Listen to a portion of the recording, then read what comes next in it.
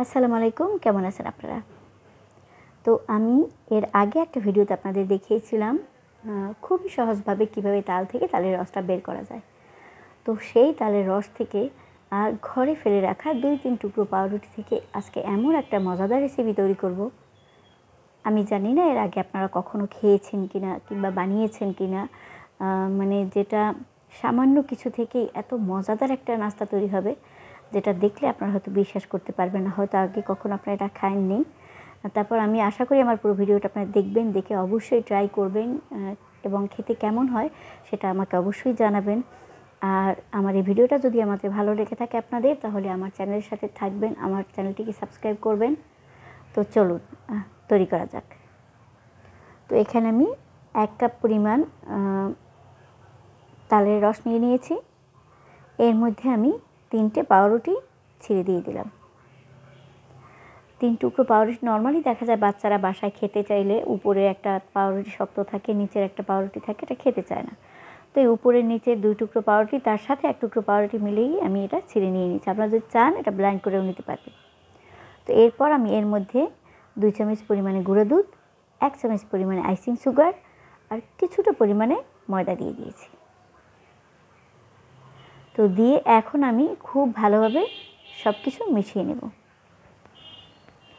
এখানে একটা জিনিস খেয়াল করবেন, আপনারা যদি চান তাহলে পাউরুটিটা হালকা ব্লেন্ড করেও নিতে পারেন। যেহেতু আমি এখানে ব্লেন্ড করিনি, এর জন্য খুব ভালোভাবে হাত থেকে কষলিয়ে আমি সব কিছু এটা মিশিয়ে নেব।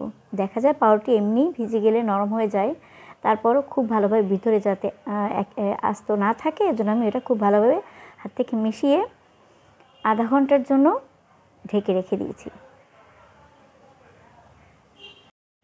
তো এরপর আমি ঢাকনাটা তুলে হালকা একটু ময়দা দিয়ে আবার সবটা পুরোটাই আবার খুব ভালোভাবে মিশিয়ে নেব।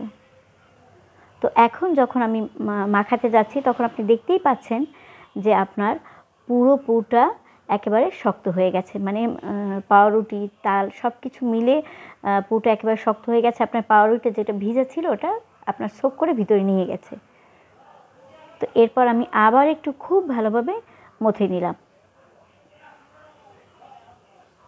এরপর আমি কিছুটা পরিমাণ হাতে তেল লাগিয়ে এর সাথে মিশিয়ে নিলাম।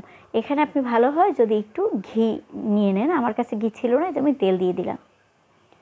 তো এরপর আমি হাতে তেল লাগিয়ে আগে থেকে তৈরি করে রেখেছিলাম যে পুরটা, সেই পুরটা আপনি ঠিক মিষ্টির মতো গোল গোল 2 হাতের তালুতে করে হাত ঘুরিয়ে মিষ্টির মতো গোল গোল করে সাইজ করে নেব। মিষ্টি কিংবা লাড্ডু আমরা যেভাবে তৈরি করে থাকি ঠিক সেভাবেই করে নেব।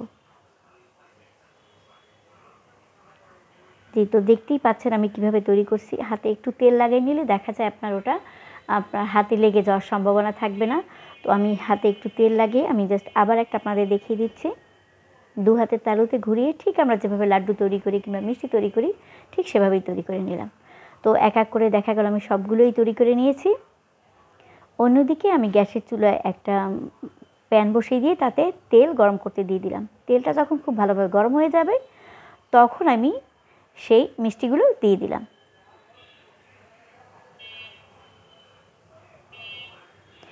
একটা জিনিস খেয়াল করবেন, তেল যেন খুব অতিরিক্ত গরম না হয়, আবার যেন ঠান্ডাও না থাকে, তাহলে ভেঙে যাওয়ার সম্ভাবনা থাকবে।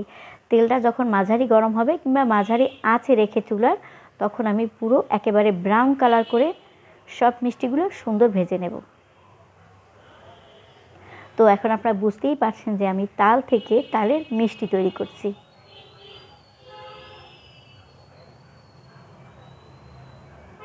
তো যখন মিষ্টিটা খুব সুন্দর একটা ব্রাউন কালার হয়ে আসলো, ঠিক তখন আমি তুলে নিলাম।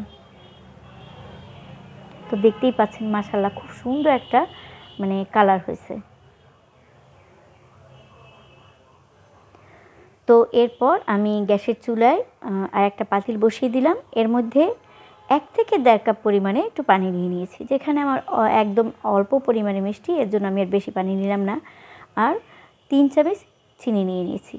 চিনিটা সম্পূর্ণ আপনাদের উপরে, যেটা আপনারা বেশি চিনি খেলে বেশি দেবেন, কম খেলে কম। এরপর এর মধ্যে 2 টুকরা দারচিনি আর 3টে এলাচি দিয়ে কিছুক্ষণ জাল করে নেব।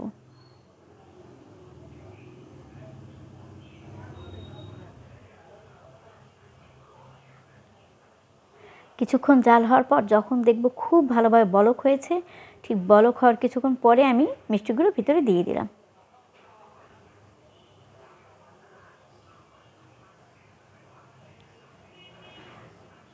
মিষ্টি দিয়ে আমি বেশি সময় জাল করব না, মাত্র মিনিট 5 জাল করে দেখতেই পাচ্ছেন আপনি কি সুন্দর দেখাচ্ছে কালার, এবং খুব সুন্দর একটা ফ্লেভারও বের হয়েছিল। তো এরপর কিছু সময় জাল করার পর যখন দেখবেন একেবারে মিষ্টিগুলো একেবারে বড় বড় হয়ে গেছে, একেবারে সুন্দর ফুলে উঠছে, ঠিক তখনই আমি মিষ্টিগুলো তুলে নেব। তো মাশাআল্লাহ দেখতেই পাচ্ছেন কি সুন্দর হয়েছে আপনার তালের মিষ্টি। তাল আর পাউরুটি থেকে খুব সুন্দর মজাদার একটা মিষ্টি তৈরি করলাম। অবশ্যই আপনারা বানিয়ে দেখবেন, খেতে অনেক সুস্বাদু হয়েছিল। তো আমি আপনাদের জাস্ট একটা কেটে দেখাচ্ছি।